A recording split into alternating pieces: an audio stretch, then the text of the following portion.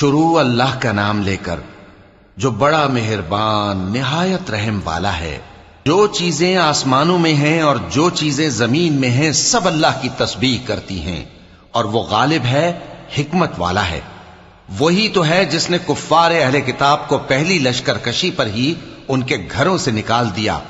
مسلمانوں، تمہارے خیال میں بھی نہ تھا کہ وہ نکل جائیں گے، اور وہ لوگ یہ سمجھے ہوئے تھے کہ ان کے قلعے ان کو اللہ کے عذاب سے بچا لیں گے، مگر اللہ نے ان کو وہاں سے آ لیا جہاں سے ان کو گمان بھی نہ تھا، اور اس نے ان کے دلوں میں دہشت ڈال دی کہ اپنے گھروں کو خود اپنے ہاتھوں اور مومنوں کے ہاتھوں سے اجاڑنے لگے۔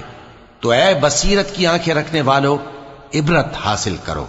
اور اگر اللہ نے ان کے بارے میں جلا وطن کرنا نہ لکھ رکھا ہوتا تو ان کو دنیا میں بھی عذاب دے دیتا، اور آخرت میں تو ان کے لیے آگ کا عذاب تیار ہے ہی۔ یہ اس لیے کہ انہوں نے اللہ اور اس کے رسول صلی اللہ علیہ وآلہ وسلم کی مخالفت کی، اور جو شخص اللہ کی مخالفت کرے تو اللہ اسے سخت عذاب دینے والا ہے۔ مومنوں، کھجور کے جو درخت تم نے کاٹ ڈالے یا ان کو ان کی جڑوں پر کھڑا رہنے دیا، سو یہ اللہ کے حکم سے تھا، اور اس سے مقصود یہ تھا کہ وہ نافرمانوں کو رسوا کرے۔ اور اے مسلمانوں، جو مال اللہ نے اپنے پیغمبر کو ان لوگوں سے جنگ کے بغیر دلوایا ہے اس میں تمہارا کچھ حق نہیں، کیونکہ اس کے لیے نہ تم نے گھوڑے دوڑائے نہ اونٹ، لیکن اللہ اپنے پیغمبروں کو جن پر چاہتا ہے غالب کر دیتا ہے، اور اللہ ہر چیز پر قادر ہے۔ جو مال اللہ نے اپنے پیغمبر صلی اللہ علیہ وآلہ وسلم کو بستیوں والوں سے دلوایا ہے وہ اللہ کے اور پیغمبر کے قرابت والوں کے اور یتیموں کے اور حاجت مندوں کے اور مسافروں کے لیے ہے، تاکہ جو لوگ تم میں دولت مند ہیں انہی کے ہاتھوں میں نہ گردش کرتا رہے، اور جو چیز تم کو پیغمبر صلی اللہ علیہ وآلہ وسلم دیں وہ لے لو، اور جس سے منع کریں اس سے باز رہو، اور اللہ سے ڈرتے رہو، بے شک اللہ سخت عذاب دینے والا ہے۔ اور ان ضرورت مند مہاجروں کے لیے بھی جو اپنے گھروں اور مالوں سے خارج اور جدا کر دیے گئے ہیں، جو اللہ کے فضل اور اس کی خوشنودی کے طلبگار اور اللہ اور اس کے پیغمبر کے مددگار ہیں، یہی لوگ سچے ہیں۔ اور ان لوگوں کے لیے بھی جو مہاجرین سے پہلے اس گھر یعنی مدینے میں مقیم ہیں اور ایمان میں مضبوط ہیں، اور جو لوگ ہجرت کر کے ان کے پاس آتے ہیں وہ ان سے محبت کرتے ہیں، اور جو کچھ ان کو ملا اس سے اپنے دل میں کچھ خواہش اور خلش نہیں پاتے، اور ان کو اپنی جانوں پر مقدم رکھتے ہیں خواہ وہ خود بھی فاقے سے ہوں۔ اور جو شخص خود غرضی سے بچا لیا گیا تو ایسے ہی لوگ بامراد ہیں۔ اور ان کے لیے بھی جو ان مہاجرین کے بعد آئے اور دعا کرتے ہیں کہ اے پروردگار ہمارے اور ہمارے بھائیوں کے جو ہم سے پہلے ایمان لائے ہیں گناہ معاف فرما، اور مومنوں کی طرف سے ہمارے دل میں کینہ و حسد نہ پیدا ہونے دے، اے ہمارے پروردگار تو بڑا شفقت کرنے والا ہے، مہربان ہے۔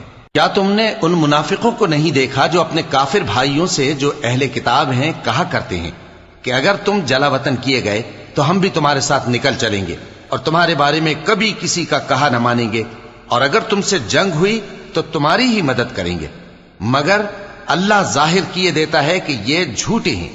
اگر وہ نکالے گئے تو یہ ان کے ساتھ نہیں نکلیں گے، اور اگر ان سے جنگ ہوئی تو یہ ان کی مدد نہیں کریں گے، اور اگر مدد کریں گے بھی تو پیٹ پھیر کر بھاگ جائیں گے، پھر ان کو کہیں سے بھی مدد نہ ملے گی۔ مسلمانوں، تمہاری ہیبت ان لوگوں کے دلوں میں اللہ سے بھی بڑھ کر ہے، یہ اس لیے کہ یہ سمجھ نہیں رکھتے۔ یہ سب جمع ہو کر بھی تم سے نہیں لڑ سکیں گے مگر بستیوں کے قلعوں میں پناہ لے کر یا دیواروں کی اوٹ سے۔ ان کے آپس میں بھی بڑی لڑائی رہتی ہے، تم خیال کرتے ہو کہ یہ اکٹھے ہیں، حالانکہ ان کے دل پھٹے ہوئے ہیں۔ یہ اس لیے کہ یہ بے عقل لوگ ہیں۔